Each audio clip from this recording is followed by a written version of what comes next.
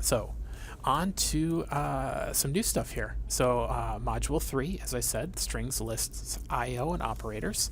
Well, we're going to see a little bit overlap from last week because I introduced some of this stuff so you can start seeing it, but we'll get into some new stuff here as well. So module 3, topic 1, strings and lists.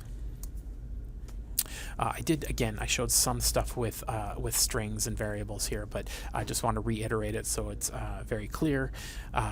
Here in this snippet of code, I'm creating a variable called string1, string2, and string3, and assigning it was the and best of times to each one of those variables. And then I can go ahead and just do string math and concatenate them together just like this. And here I'm printing the output right away. So I'm saying print string1 plus string2 plus string3. And then on the second part, I'm actually going to make it look a little bit better because I don't automatically get my spacing here as I would expect. So I'm going to do print string1 plus a space plus string2 plus a space plus string3. So if I run this, you can see the first one has the gaps are missing, and on the second one they're not. It looks a lot better. It looks a lot cleaner. Now, as I was just showing you before in the intro video, I could also have done print string underscore 1 comma string underscore 2 comma string underscore 3, and it will give me the same result because it's automatically putting the space in between each one of the print items. So these two are essentially equivalent, and I would say the second one here is a little bit easier to read when you're reading code. Okay, so continuing on, you can directly do that string math and assign it to a variable. So that's the same thing I was doing before where I said string1 plus a space plus string2 plus a space plus string3. This time I'm assigning it to a variable called toCitiesTail, and then I'm immediately printing that thing, which is going to give me the same result as you would expect. I can also multiply strings. I showed you this already. This is kind of a weird thing. I've never really found a good solid use case for this, but it's something you can do. Maybe you'll find a situation where that will make sense. So you can see it was really, really good. It was best of times over and over again. So it just takes the string and just multiplies it out 5 times. This is a good way to check to see if a bit of text is inside of a variable string.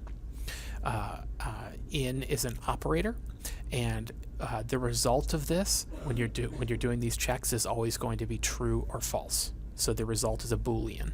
So I'm going to immediately print the statement or the output just so you can see it on the screen. But it's saying is the string best of times in the variable toCitiesTail, and we know that it is because we saw it on the previous slide. Is the string worst of times in toCitiesTail, and this one we know is going to result in a false because that string of text is not there.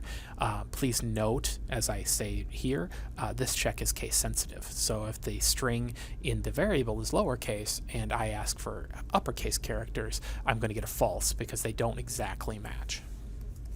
And you can see I get the true and the false as expected. So if I'm just going to reiterate, if I were to make this a capital T and run this again, I'm going to get false because best of capital times is not the same as best of lowercase times.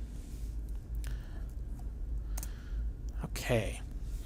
We can also do the opposite, just using a not in front of our in. So you can say, let's confirm that age of foolishness is not in my variable toCitiesTail, and I can try to check to see if best of times is not in toCitiesTail, and you can expect that the not here will make this true because we are saying this string is not in fact in this statement, and this one will result in a false because we're saying best of times is not in toCitiesTail, which we in fact know that it is. So you can see that. Another valuable little function that comes built in with Python is the length checking function. So very quickly to do that, it's just len and then whatever you want to check the length of. So I'm printing all these out. Len of toCitiesTail is going to tell me how long the string is in this variable. And on the second one, it's just going to tell me how many characters are in this string of text, including spaces. And in this third one, these two things are going to get combined using string math string concatenation, and then it's going to figure out the length of both of those together. And when I hit enter, I get 3 numbers as my output. Some other things we can do, you can convert to either ASCII or back to string characters if you want. Again, this is not a super common thing, but it's good to know in case you ever run into a situation where you need to do these conversions. But you can see I'm printing CHR72, CHR101, 108, 111, and 33. And what this does is it figures out what the ASCII character is for 72, and then it outputs that ASCII character. Now, the ASCII tables you can find online very easily. Just look up ASCII characters. Every character has an assigned ASCII number, as well as a whole bunch of symbols and characters and things of that nature do as well. Uppercase and lowercase have a different ASCII character, so please be aware of that. But you can turn all of these into characters, and then you can see ORD does the opposite, so you can figure out what the ASCII number is for a character. So in this case, I'm just going to figure out the ASCII character for H. I'll just run this so you can see it. So you can see 72, 101, 108 times 2, 111, and 33 results in hello with an exclamation point. The ASCII character for H is 72. And down here, I can turn objects into strings. So there are times when you want to do this. It is called casting, and I am saying, even though this is a float, I'm going to turn it into a string by using str and then assigning it to this variable. And then to prove that it is in fact a string, I do the type of my text and print it out so you can see it's class string. So even though it looks like a number now, it's a string. There are times when you will need to do that. Onto lists. Lists are very widely used in Python. It's one of the things that makes Python so powerful and so useful in many different ways. What a list is, it is just a list, a group of items that can be of mixed type or mixed data type in this case. I mean, you can just think of just like a list you would write on a piece of paper. Not everything in the list would necessarily be the same thing or same type of thing, but you can create that list and you can look at that list and see what order items are in that list. Same thing with a Python list. So I'm just going to go ahead and create a list here, and I apologize for my geekitude here. I couldn't help it. I wanted this to be a little more fun when I was creating this lesson. So I've got mixed list is a variable I'm creating, and in that variable I'm assigning a list. To create a list, you always have to do it within brackets. Okay, or square brackets, or whatever you want to call them. I just call them brackets.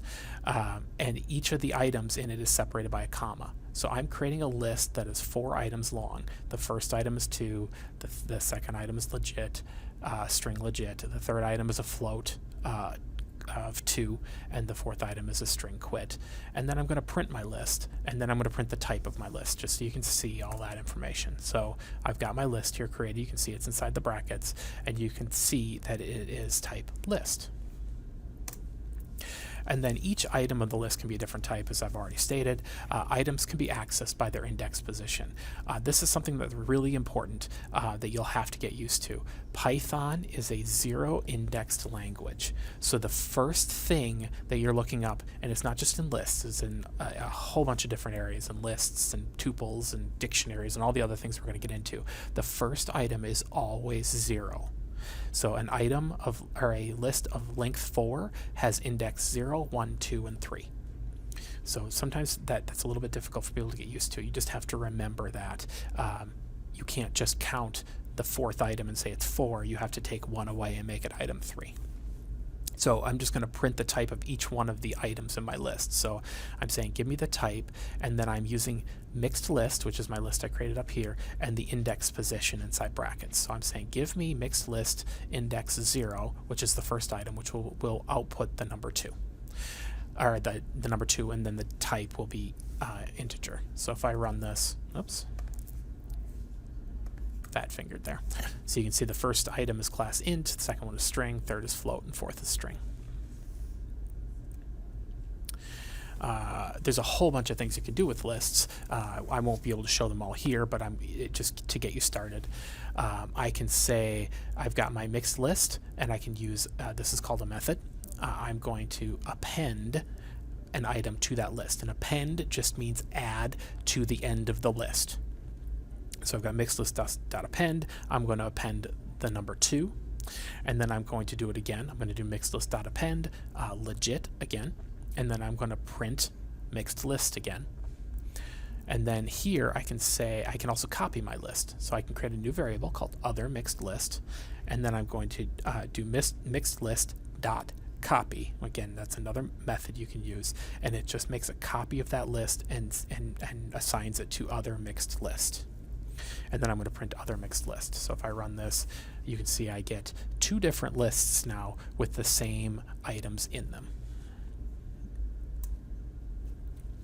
I can also extend my lists. So I can say other mixed list dot extend mixed list. So what I'm saying is take other mixed list and add the items from mixed list to the end of it.